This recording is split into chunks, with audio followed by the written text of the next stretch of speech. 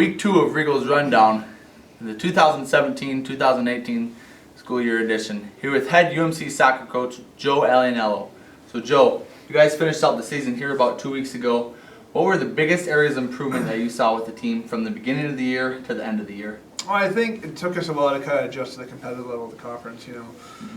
11 new kids this year, and it just took us a while to learn how we really want to defend and kind of approach each game. And so the last 8 games of the year, we saw our goals against average as a .67, I think, and so we were much more competitive. We got our first result ever against St. Cloud, and so there was just kind of getting a feel for what college soccer is at this level, at one of the best conferences at the Division II level in the nation. So we were happy with our fitness level where we ended the season, happy with how we defended and how we competed on set pieces, and so now it's just being able to do that over a 17-game or 18-game season, instead of waiting halfway through the year. Right.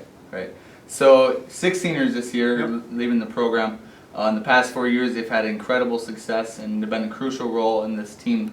What kind of legacy are they leaving behind, and what kind of leadership did they have both on and off the field? Well, I think all 6 of them are just first and foremost great people. It's what really, if you're going to look at what our program is, you look at what they do academically and how they conduct themselves off the field. They're just good kids that you want to be around and want your program. And I think that's why their freshman and sophomore year we had such good years. Is they were showing up every day and doing extra work and just doing little things that sometimes get unnoticed. Like our seniors help make the hotel list, and they help they go shopping for the snacks before we leave because by myself, and it's difficult sometimes. And so they're really good about picking up the slack where maybe I'm running around with my head cut off, and they can just kind of calm the team down and get some stuff done. In terms of their leadership, like I said, they're just smart kids. They know how I want to do things, and they've always approached that way. Our 3 captains this year, specifically Ellie, Nikki, and Nicole, just I didn't have to tell them to do something; they just got it done. And so I really respect them. And having Maggie back in the year, she's just a good.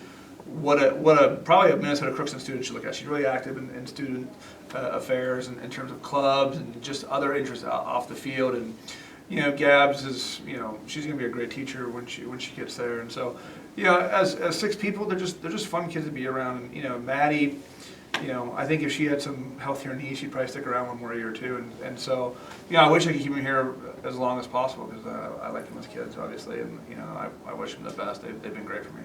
Right, and I think we both agree it's the little things that make a big difference. It does, and I think sometimes we kind of lost our way with that this year a little bit. But like I said, the last 8 games we kind of figured it out, and the fact that we're bringing them back right now is a good sign, and we'll pick it up from there. Right. So you guys have 17 players set to return next year. 15 of the 17 are freshmen and sophomores this year. How important is it to have this spring season to grow and to get better as a team going into next fall? It's really important, and we've struggled with retention the past year, and so the fact that we're right now slated to get all 17 back and have a full spring season and kind of get the, we've already warned them, they're going to put good weight on, and sometimes girls struggle with that, but they need to get in the weight room 3 or 4 times a week, and we're going to get fitter, and so we're going to put them at a physical level where when they leave at the end of May or middle of May for finals, they're going to be in a good platform to take that, enhance it over the summer, and come back ready to go. Because, from a physical standpoint, we had a lot of young kids who played lots of minutes this year, but maybe weren't ready physically. It's a league where, like Vanessa Schelt, one of our freshmen, at 5'1" on a good day, is just banging against a 6-foot holding center minute, and it takes a toll on you. And so, she learned lessons that way. And so I think that we're going to put them through the works this spring and really work on technical development. And anytime when I've been a head coach, we've had a great spring season that's translated to a really good fall. And so I think that's what we're selling the kids right now. And we can be disappointed where fall went as a result-wise, but we saw some progress, and now it's taking that progress and really building it for the rest of the spring semester, and then get a couple of other good signing class and go from there. Absolutely. And speaking of signing class, you've done an incredible job in past years recruiting. You get players, the best players from all around. Got players from as far as Oregon, Washington, and even Alaska. And I wouldn't expect anything to be any different this year. So what are some key positions that you're looking to fill going into signing day in February? Well, I think we'd really just kind of plug the spine up a little bit. We'll see this spring just how much work Ellie Bretschner did in the middle of the field. And, besides her voice on the field, she made up a difference a lot of times just how she runs around. And so when I say spine, we probably need at least one more center back, a couple holding center mids, attacking center mid, and a striker to to boost our score. That's where we struggled this year. And yeah, so I'd like to get the roster a little bigger too, to about 25 or 26.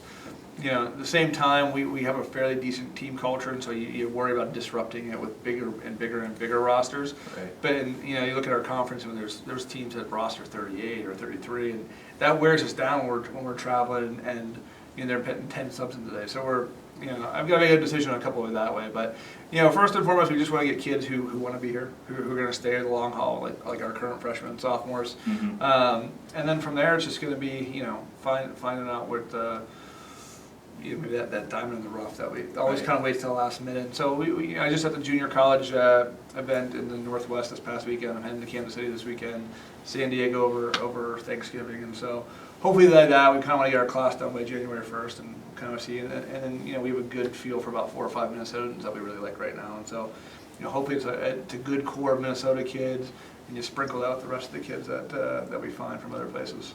Yeah, that's great. And speaking of distance, Yep. being that you're from Pennsylvania, Yeah. what is one restaurant that you have in Pennsylvania that you'd love to see in the Crookston Grand Forks area? If you ever get Manny Brothers in here, it looks like it's pre-Manny, but it's actually, we say per Manny in Pennsylvania. Per Manny? Per Manny Brothers. Okay. And any sandwich you get has coleslaw and French fries on it. Okay. I always get the capicola, cap, egg, and cheese. It's called, and it's just 2 huge of like wheat bread and just slam it all together, and it's a mess. But if you can order online. But if you're ever in the Pittsburgh area and you get Per Manny Brothers, it will change your life. I promise you. I'll have to check it out if I'm ever in the area. Yeah, for sure. Well, there you have it, folks. Make sure you stay tuned with the women's soccer team as they have signing day in February and they start their spring season in April. Wings up and go Golden Eagles.